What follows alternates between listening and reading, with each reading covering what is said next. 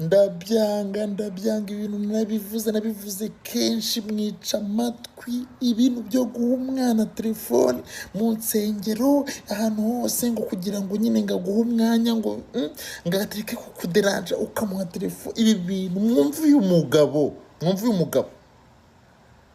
gukoresha telefone kenshi bagira ubwonko butoya n'uburyo bwo gutekereza, gushyira mu gaciro, kwibuka ibintu numve kabisa byaragabanutse. Iyo umwana arengeje nk'amasaha 2 ku munsi, uwo mwana uba urimo kumukoramo icyihebe, kubera ko we inshuti ye ni telefone. ubibona igihe cya gikoresho kitarimo gukora, abura amahoro, gusinzira biranga, kurya ntibigishoboka, ndetse akagira n'ibimenyetso bimeze nk'umurwayi wo mu mutwe. Kumenyereza abana, cyane cyane abana batoya, telefone, kubahoza kuri screen za televiziyo ni ikintu kibi ababyeyi bagombye kumenya.